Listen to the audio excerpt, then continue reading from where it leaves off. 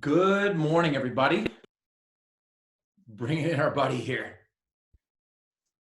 Yo, There they are. All right. what's up? Welcome, Larry. How you doing, man? I'm doing great, man. How are you? Yeah, not bad. Pretty good. Everyone, this is my buddy Larry Teng. Larry directed in the second season of Arrow, That's correct. maybe episode 214. Maybe. Maybe. The Suicide Squad episode. You remember no, but you directed before that. Of course. Oh, on Arrow? No. I pulled a gun on two people in your episode. That's right. That was the episode. That's exactly right. A little Hong Kong shootout. All right, so this is our daily Nocking Point chat. We have Larry on today because Larry is the first person that, well, you know what? Why don't you tell your story about what you've gone through over the past couple of weeks?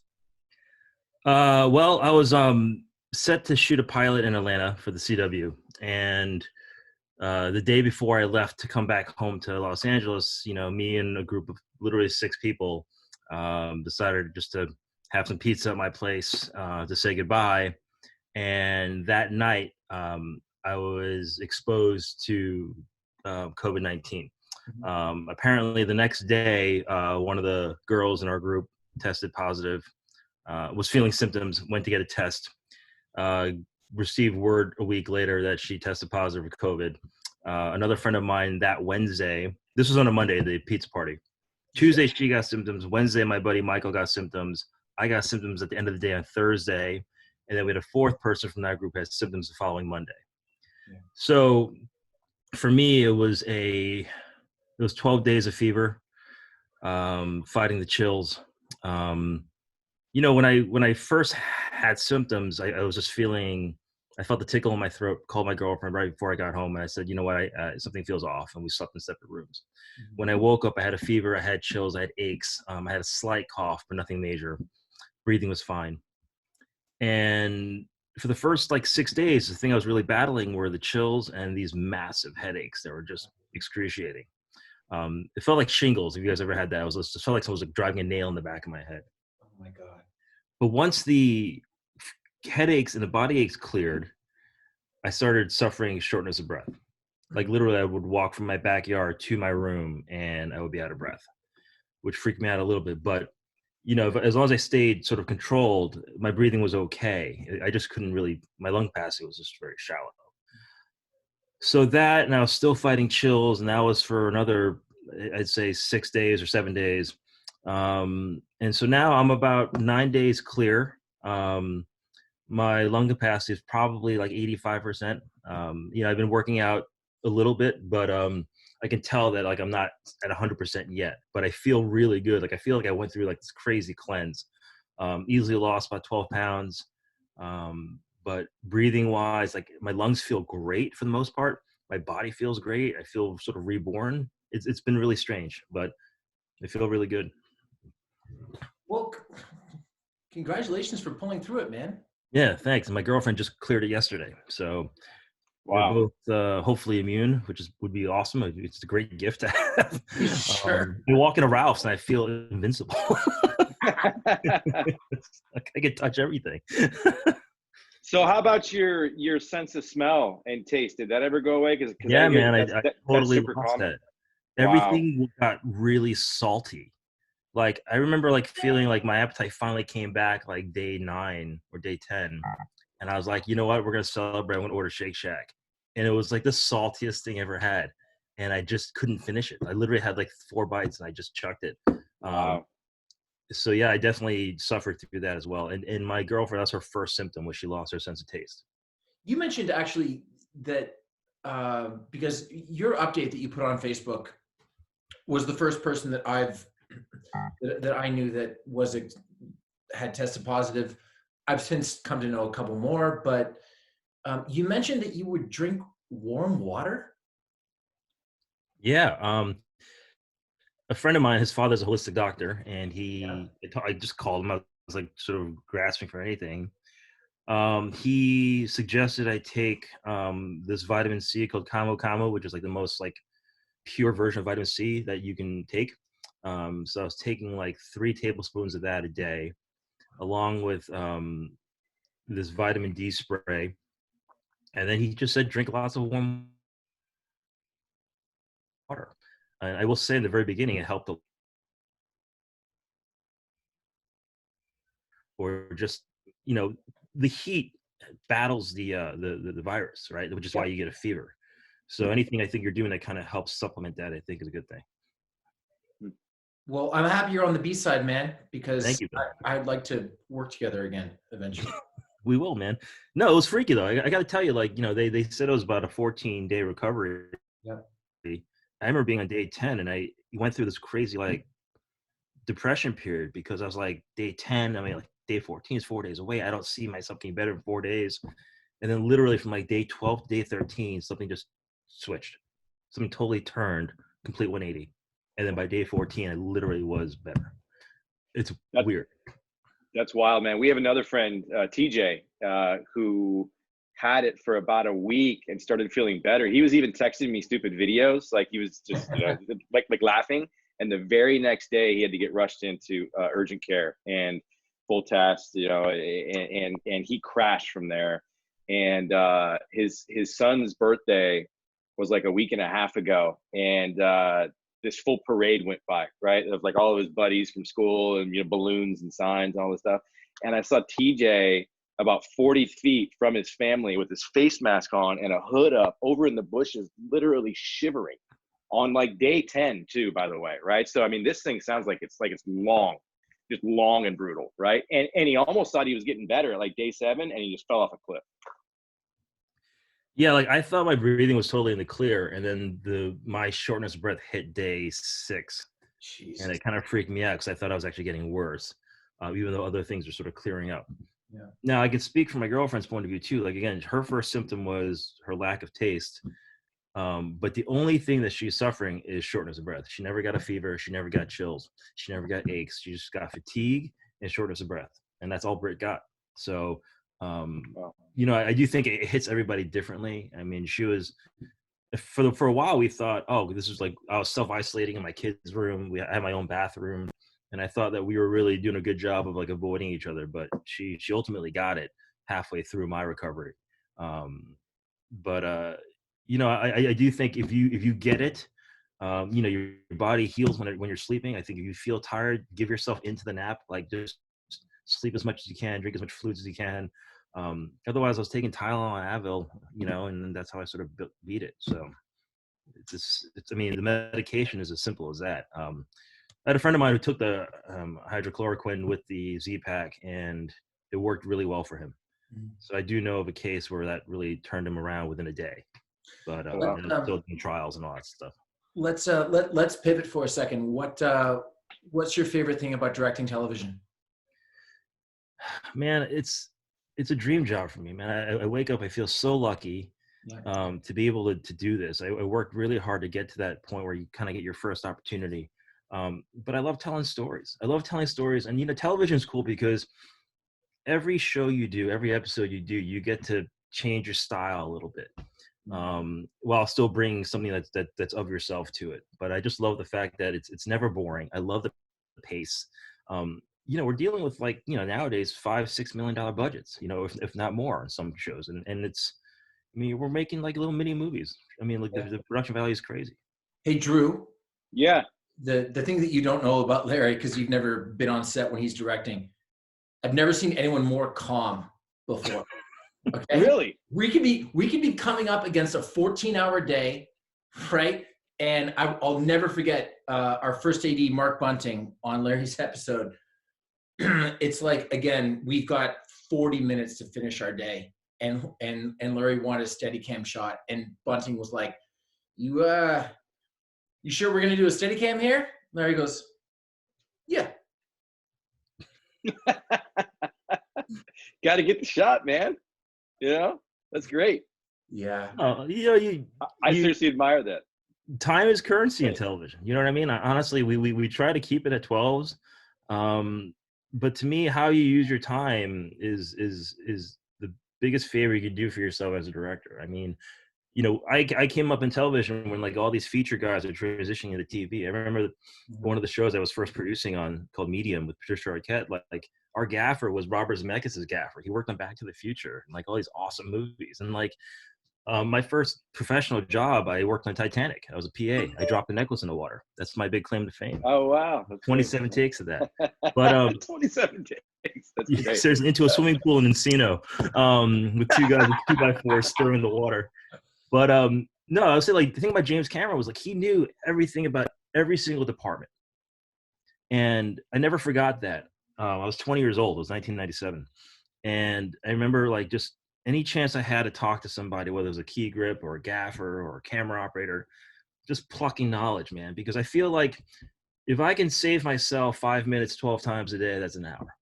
If the AD can save myself 5 minutes 12 times a day, that's another hour. And now I can use those 2 hours because somebody's got to go to the bathroom or it's a shot that I really want. It's really complicated. I got time to figure it all out. So to me, it's all about how do I just save those minutes so that I can bank them and I can use them later on, because shit always happens. Yes, it does. You've worked on a ton of stuff, man. Look at this. I'm sitting here going through your IMDb. By the way, I am exactly 2 weeks older than you to the day. Can you believe that, Steve? To the day. So you're the 26th of June? No, I'm May 29th. So I am. Oh, I am the other way, right? Sorry. 2 weeks older than you exactly. I'm just sitting here looking at you. This is great, man. So what's your favorite project that you've ever worked on? I mean, there's a lot of stuff in here. This is great. A lot of stuff I've seen. Yeah, I gotta tell you, I really the pilot of Nancy Drew was a really a big moment for me, just because it was my first pilot, and it's opened the door now for other pilots. So that meant a lot to me. I think prior to that, I worked on a show called Doom Patrol, which was for the DC Universe. It was for Warner Brothers. That was like an $8.5 million budget. Wow. Shot 10 days, anamorphic lenses. I mean, like that was the first time I shot something. I was like, wow, this legit feels like a movie. I had this Polish woman as my DP, and she came from like the Janusz Kaminski School of Polish DPs. And you just felt like you were doing something different and bigger. And yeah, you know, there used to be a time where like I would watch TV or I'd watch movies and be like, how do I get my stuff to look like that? And you realize it's the people you work with and the things that they fight for. And you go, oh, that's how you get it to look like that. Yeah. Because she gives a shit about, you know, these light fixtures and these tubes and the temperature. She's really like being a Nazi about the frames. And it was a whole other level of filmmaking. And it really just brought my own standards up. Which I thought was so important, and I really valued that experience along with just the project itself. It was just a really excellent experience. So great, man. just before we let you go, just explain to people what's the difference between just coming on and doing an episode of television versus doing a pilot. I think when you come on and you join a series that's established, you know, in your case, it was, you know, Arrow season 2, episode 14, which means you probably did about 35 episodes already before I got there. You know, there was a style in place. You know, Nutter shot the pilot. Obviously, I watched that. I watched a bunch of episodes to sort of see the style of the show. You know, Guggenheim was always preaching that, you know, Christopher Nolan's Batman was a big sort of reference point for Arrow. And so I studied those movies too. And so what I'm trying to do is honor the style of the show so that when I'm done with it, it looks like Arrow. And I'm just trying to bring a little bit of uniqueness, a little bit of my point of view to it, so that I still feel true to myself, you know? But I have to honor all the storylines that you guys are telling. There was a lot of recurring characters. You know, Katie Lotz, that was my first time working with her. The guy who played Deadshot, Michael, I think was his name. Michael Rowe. Yeah, he was great. You know, a lot of these guys came back. Audra was there, you know, working with Ramsey, you know, so I had to like really understand all that stuff too and really incorporate that into the episode and make sure I was doing you guys justice. You know, when you're doing a pilot, you know, I'm setting the tone for everything. The pacing of the storytelling, the look of it, the lenses, the color palette, just the tonality of the entire show. And it's a total sort of blank canvas. versus coming into an existing series. Mhm. So there's a lot of work to be done, and you know, to be the lead creative in that, working with, you know, a production designer and a DP to sort of set the look of the sets and the look of the lighting. You know, it's a very different experience, but it's a very rewarding experience too. Well, just know that we tried to get you back multiple times, but you were just too fucking busy. It looks like it here, man. That's Look, what I'm saying. I was all set to direct in season 3 for you guys, and I got a producing job, and I had to take it. You know what I mean? Yeah, I but hey, get we got to work together on the crossover. We did do that. Yes, we did. I'm Which bitter. was a grueling experience. I like Crossovers are crazy, man. I literally shot a whole scene without Steven, and then had another second unit go back and just pick up all of his stuff on green screen, and we just started stuck into the scene. I mean, we were sharing all the actors. It was nuts. I like Larry because he would come up to me during the crossover and he'd just go, "Hey man, how you doing?" Well, I'm okay. Look, man, I was always taught to take care of your number ones, man, and so the goal was to get you in, get you out. You know, I had other shit to do too. I know, you know, you had other sets to go on, but like, no, honestly, like, you know, to me, the biggest problem, you know, especially like with like less experienced directors on these comic book shows, Yeah, you know, they get caught up in the, you know, you start with the stunts, whatever it is, and they didn't have a way of getting you guys out of there, so you weren't sitting around the whole time. yeah. And I think part of that whole process is to understand the methodology to sort of pull that off, so that, you know, we're not burning you out either. I mean, look, I produced season 1 of Supergirl, and I saw Melissa burn out, and by season 2 she was toast. And then, you know, it took a while for her to recover from that. I saw during Medium season 1, Patricia was in every scene, you know, and by season 2, episode 2, she was fried, you know, and she had to take a break. I've seen it time and time again. And Drew, Steven got fried too. I talked to him every season during crossovers. I know, man. And like, if you're sleeping like 4 hours a night, he was telling me. I mean, he's shooting 3 episodes of television simultaneously. It wore him out bad, like bad. Yeah, after Totally understandably too, man. If you're not sleeping and you're doing 3 jobs at once, that's crazy. after we wrapped on season 1, Drew and his wife came with me and Cass to shoot the Tonight Show. I was on the Tonight Show with Carol Burnett, by the way. And Drew and I went out to dinner with our wives afterwards. And he turned to me and he goes, "Hey man, you're done. Season 1's wrapped." And then I immediately coughed and didn't realize for a month and a half that I had walking pneumonia. Yeah. Unbelievable. Yeah. Wait, you had it for 6 weeks? Yeah. Starting then. Just all of a sudden, I wasn't feeling great. And then I was doing international promotion for Arrow. We were in Monaco. Cass was pregnant at the time, and then finally I ended up in China, still doing international promotion, and went to take a deep breath, and it just didn't work out for me. Damn. And at that point, my ears plugged up, and I'll never forget when they finally unplugged. They unplugged during the 3rd episode of season 2. I was out filming outdoors, and all of a sudden I yawned, and my ears unplugged. They had been plugged for months. Crazy. Yeah. It's amazing how your body can like rally to get you through something.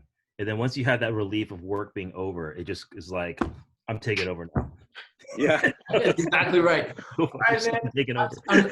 I'm so happy that you're on the B-side. Your Facebook posts were very sobering, but also very inspiring. And I thanks for sharing with everyone today. Yeah, man, look, the news is so dark right now, right? I think the dark stuff is what sells. I just wanted to give my perspective, which was not so crazy, you know? So I'm glad to help people. I'm glad you get a chance to sort of read it and get a sense of what was going on. And, you know, thank you for having me on, guys. Of course, man. Thanks, Larry. Come back. Get you more bandanas, Meet you okay? too, man. More bandanas. We'll get you like 4 more bandanas so you can look like the Ultimate Warrior, all right? You gotta put them around your biceps. All right, that's the trick, man. They make them look big. Best, yeah, exactly. Best to your lady. All right, buddy. I'll talk to you soon. Bye. Deirdre, nice meeting you. Take care. Yeah, same to you, bud. What's going on, big dog? There we are. Nice guy, man. Really nice guy. You Good guy. you really can't overstate how calm he is on set. He's a super, super talented director. He's got to be. I'm sitting here staring at his IMDb page, and the number of credits and episodes this guy's directed on household name shows is pretty wild. Hawaii Five-0, Yeah. Your Show, Medium, Walking Dead, Supergirl. I mean, just like show after show. Nancy Drew. It's great. Yeah. It's crazy how COVID hits everybody different, right? It sounds like he and TJ had a similar experience where it just flat out clobbered them. And then others, like his girlfriend, she just has shortness of breath. Yeah. That's it. Nutty. I was on the 15 Seconds of Fame Instagram yesterday. Yeah. Special hoodie that I'm still wearing. Yeah. I should not be doing Instagrams at 5:30 after playing tennis and a couple glasses of wine. Is that right? I didn't have a chance to check it. I was in the middle of chasing kids and doing dinner and stuff. Oh yeah. It my body is breathing into the just being done with the show and not having anything to do. I went to bed at 6:30 last night. Oh, you did? I did. I went to bed at 6:30 p.m. When did you wake up? 9 a.m. Get a good 14 hours of sleep, didn't you?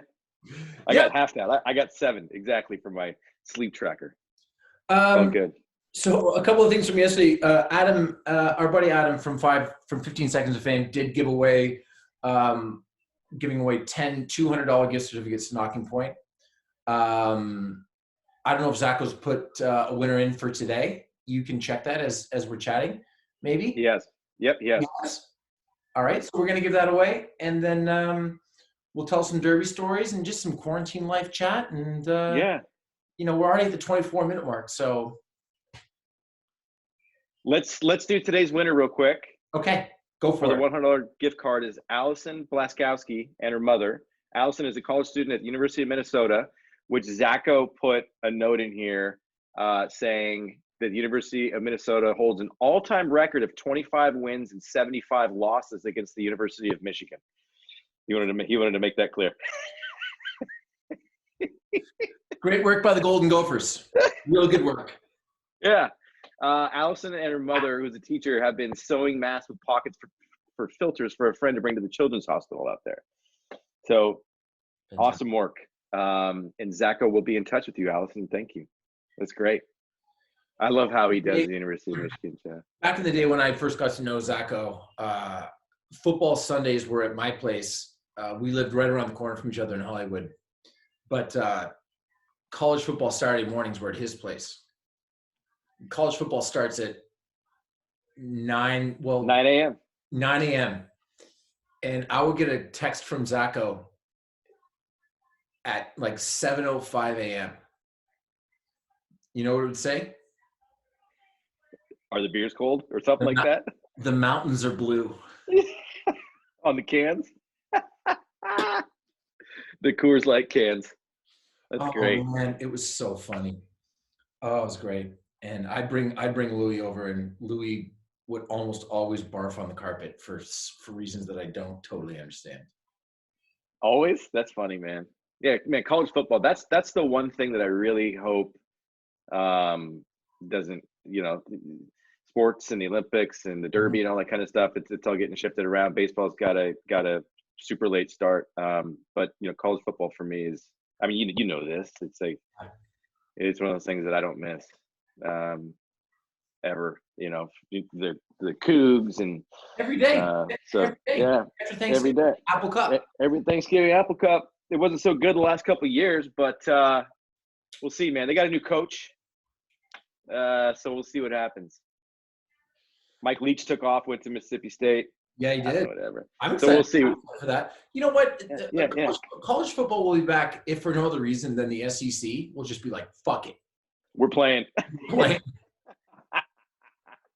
I mean, it kind of makes sense. Zacho also made a note here that said people are really excited about Code 8 and Chill for obvious reasons.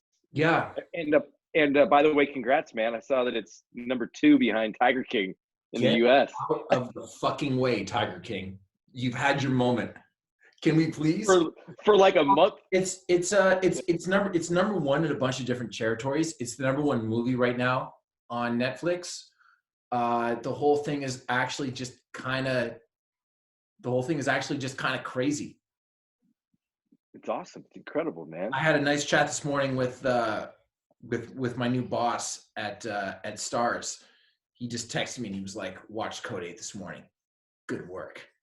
Nice. Yeah. Very good, man. I actually felt kind of emboldened by our chat because you worry a little bit that lights worry. How do you think so many people found it and watched it so quickly? Right? I mean, is it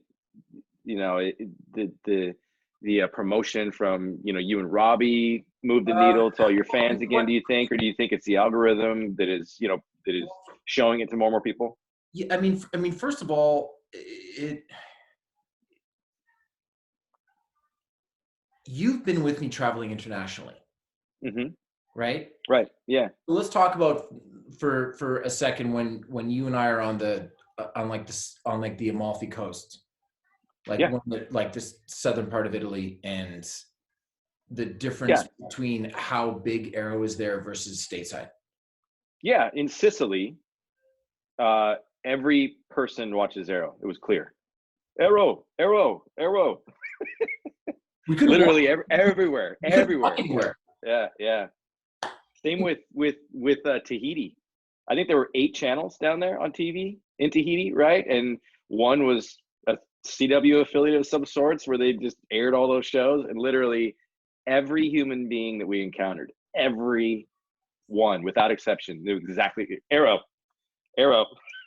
It's over and over and over again.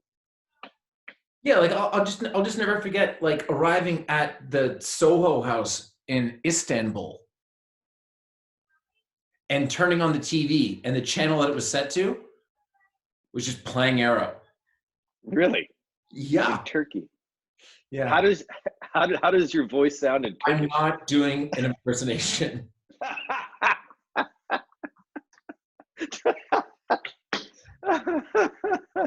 Oh man. Should we tell today's Derby story? And who wants it? You or me? We've got 2. We've got 2? Yeah. One's a Derby story. One's another story. All right. Let's tell the Kate Upton story. Yeah, so just to tee it up again, right? A Derby should have happened a couple weeks ago, or about a week and a half ago. No, Stephen and I. It's the first Saturday in May. It hasn't happened. First Saturday in May. That's right. But they punted it this year to September 5th. But Stephen and I went 6 years straight. He went last year. I'm gonna do my best to join him this year again. 7 years. My bad. With the same group of guys for the most part, and we laugh really hard when we tell these stories, like really hard, and so we just thought we would share them with you guys. So Kate Upton, Trisha Barnstable Brown throws a party Friday night before the Derby every single year, and it's one of those scenes that we talked about before. Obviously, I mean, you got Kid Rock over here, you got Boyz II Men over there, and you got. Jeff Bezos was there last year, right? And what was Kate Upton's title that year? She was like the belle of the ball, or whatever you call it, where she was like the honorary whatever, right? Right? Yeah. And so she's there at the party, and as we're leaving, she's also walking out with her date, who's her mother. And U.S. Marshals surrounding her. as our U.S. Marshal is also surrounding us. Also, right, exactly. And so Tim, our buddy from Toronto, is hilarious and outrageous oftentimes, especially after a bunch of bourbon, and doesn't say a word to any of us, okay? Sees Kate Upton walking by at the same time all of us do. And so what do you do when you see Kate Upton out of nowhere and she kind of catches you off guard walking by with her mother? You get down like this, okay? And you approach her and you give her the wraparound, okay, below her buttocks. You pick her up like this. And you proceed to walk around with her by carrying her as she's hammer fisting on the head to put you down. Oh, and Tim, her mother's eyes got about this big, like what in the hell is going on? And Tim's just carrying her, like, go, yeah, and then bouncing with her. Her feet are this far off the ground, okay? And Tim proceeds to set her down. Officer Mike kind of grabs him and is like, Timmy, you got to knock it off. You got to knock it off. And fast forward to later that night, obviously, it kind of changed the dynamic of the evening, right? Like Mike was like, buddy, this is going to be a problem. We're going to have to talk about this. This is going to come back up in the morning. We're going to have to. Sure enough, the next day, Mike and the other officers got together. Word spread. Everybody found out about it. Trisha Barnesdale Brown found out about it. And then Tim, of course, wakes up on the couch and offers that day to go up to Kate Upton at the Derby and apologize. Okay, all right. I got to take over. Okay. I got to take over. Number one, I was chatting with Kate at the time. I was saying hello to her and her mother when I saw Tim get down to 3-point stance and just lift her off the ground. Okay. Second, I thought that there was a real reasonable chance that one of the U.S. Marshals shot him. Like I was worried that he was going to get shot and killed for picking her up. And then the following day, I've got to go up to Kate and brought Cass with me to prove that I was an upstanding citizen that was able to retain a wife, et cetera, and literally had to go up to her and her mother and apologize. Yeah. The next morning we wake up and Tim's on the couch and I go, hey man, here's the thing. We've got to talk about Kate Upton. And I swear to God, he says this. He goes, oh, is she here? I remember that now. It's all coming back to me. Yeah. Is she here? Yeah. Yes. And you picked her up last night. What do you mean? What do you mean? What do you mean? What do I mean? You picked her up off of the ground in front of the marshals and tried and attempted to carry her.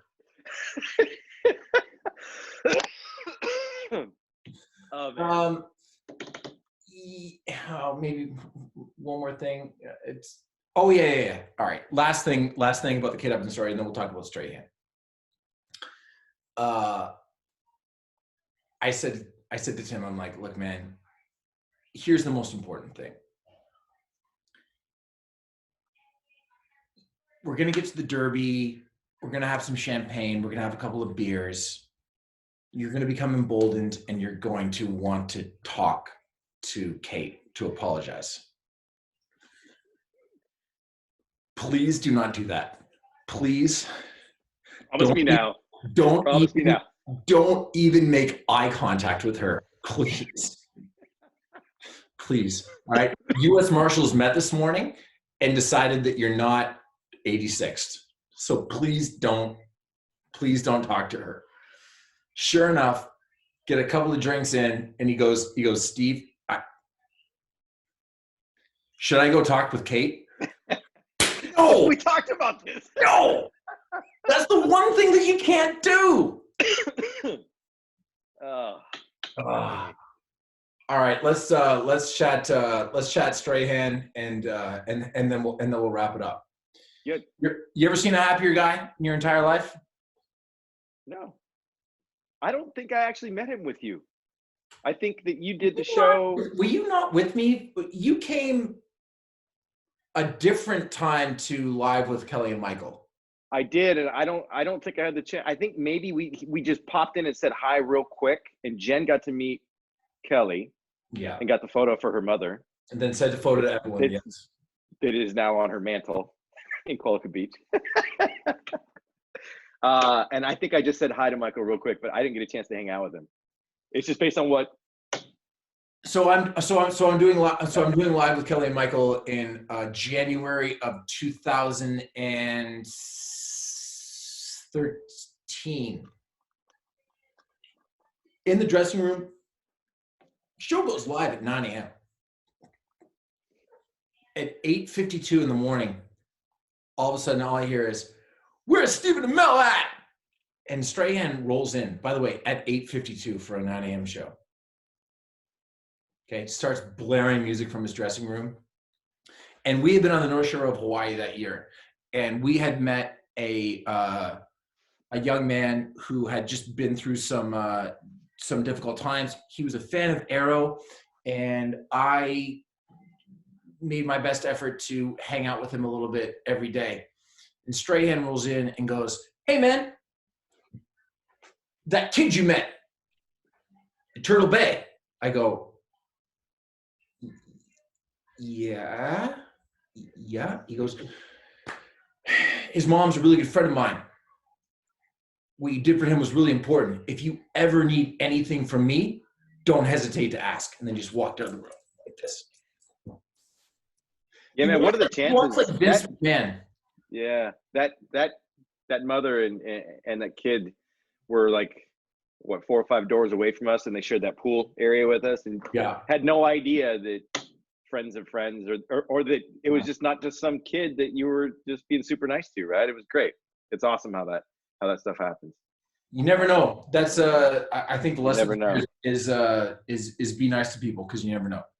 That's right. That's exactly right. What else? Are we good for today? Yeah, man. Oh, and Zacho said to mention that Code 8 is selling incredibly fast, and we made a little bit extra from what we normally do. Code 8 and Chill? Code 8 and Chill. Code 8 and Chill. It's available for it's a la going carte? crazy fast. It is available for a la carte because we made a little bit extra normal on the monthly wine club. So, but Zacho popped it up for a la carte yesterday, and it is going very fast. So if anybody wants to watch your movie with said wine, they should grab it pretty quickly. And we'll create some Facebook posts because we'd love to see people that are enjoying it in front of Code 8. Get that fucking Tiger King. Just get out of the way. Have you watched it? What is it? I don't even know. I have watched it. It is.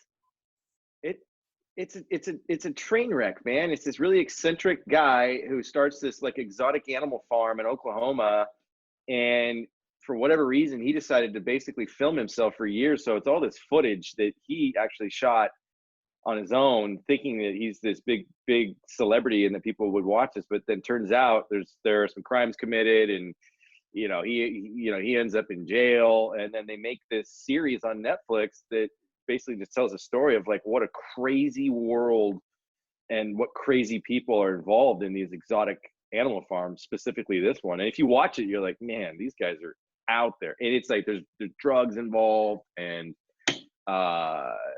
he's married to more than one person. Serious question. He sings, he like makes music. It's so weird. Serious question. Yeah. Is he alive or dead? He's alive. Is he? In jail. Good for him. He's in jail right now, but he's alive. Watch it, man. It's like just dig into it.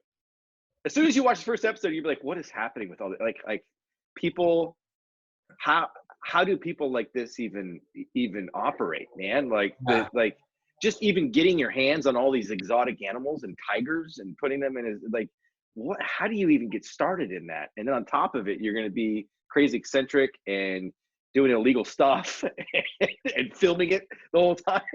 I will watch it once Code 8 surpasses it.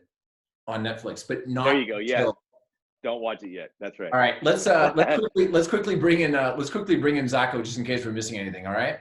Yeah. Hey, how's it going? Zach, go. Are we You guys missing? aren't missing it. No. You're all good. You got it all. Cool. Good, man. All right. Bit long today. It felt longer, right? No? We're at the 45? 40. We're at the 42-minute mark right now. Yeah. And again, I'm fine. I could go for 3 hours. Just don't have me on at 5:30. Yeah, exactly. Who do we have tomorrow? Do we have anybody joining us tomorrow? We don't Should I know make yet. a phone call? We can all chat about it offline. We can bring somebody on. I like this fake news. I like your comment. Wasn't Let's chat after this. wasn't Larry great? Larry's great, man. I love that guy. Nice guy. All right, Zacho, check your Dropbox folder. It's coming to you, big guy. Got it. Thank you, Sounds everyone. good. This is fun for us on a daily basis. Happy Monday. Knockingpoint.com. That's all I've got. Yeah. Happy Monday. Have a wonderful week, and talk tomorrow. All right, More man. laugh. Okay. All right. Adios.